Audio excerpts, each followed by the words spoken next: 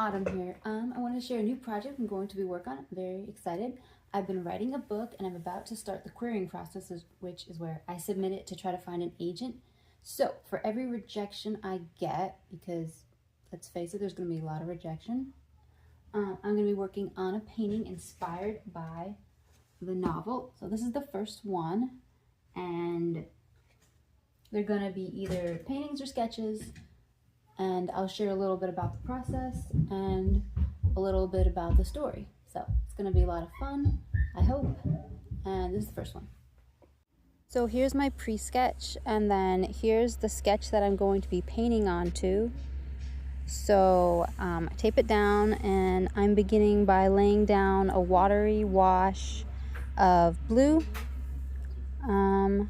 Forget exactly the name of this blue, but I will be using some indigo next, which I bought especially for this series, and I'm pretty excited to start using it. This is a painting of Genova. She is not the main character of the story. She is a figure from the folktales. She is often hailed as the mother of their village, which is the main village in the story, and her true story has been lost to time and been kind of changed over the ages, so that's part of the mystery of the main story. And what she did was strike 3 bargains, which enabled her people to have certain gifts. And the nature of the bargains and the gifts is part of one of the main mysteries of the story, which the characters are exploring and finding out. So I should pause here and say the novel is a fantasy novel, and it's inspired by some folklore, which I won't mention which folklore here, but when I say she is a figure from folklore, she's from the folklore of the people in the story, not a real world folklore figure. Mom, I want you to paint by me. Well, we can't both fit on there, okay?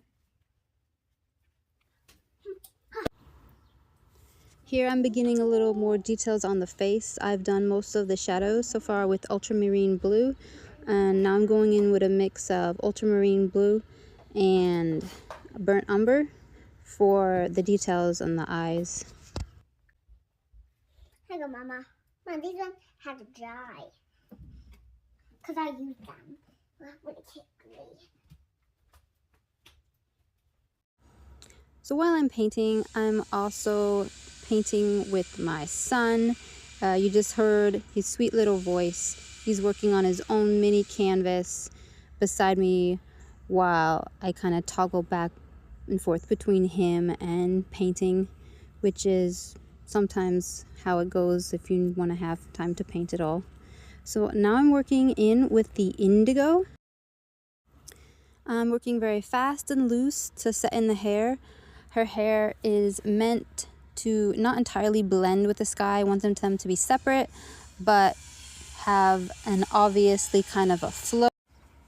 Once again, this painting is inspired by a novel I've been working on. I'll refer to it as Project Indigo Teeth for now, not the actual title. And I wanted the paintings to have the same sort of feel as the story. And for each rejection I receive while querying it, I will be doing a piece of art inspired by the novel. So be sure to follow along if you want to see more art like this.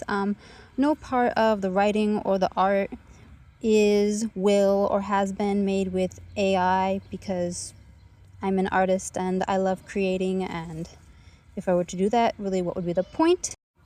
Here's the finished painting. I'm pretty happy with it for the first piece in the series, and hope you follow along. Thank you. Bye.